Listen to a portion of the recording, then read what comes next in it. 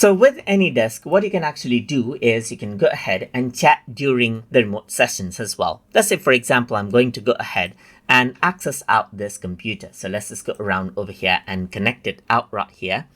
And once I do that, what happens is that the other person will be able to go ahead and accept. And this is what they see right here. So now what they can actually do is they can go ahead and type in. Let's say, for example, the other person right here can say something like hi right here, and you'll be able to see the message over here on the top. So you can see the session right here and the person says hi. Let's say, for example, now I can go ahead and say, can you give me more permissions, please, right here.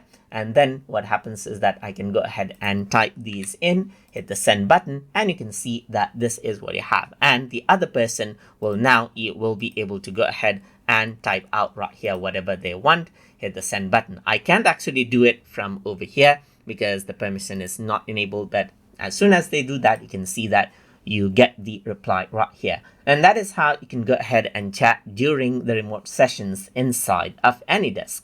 So I hope you guys learned something as always. And as always, please like, comment, share, and subscribe.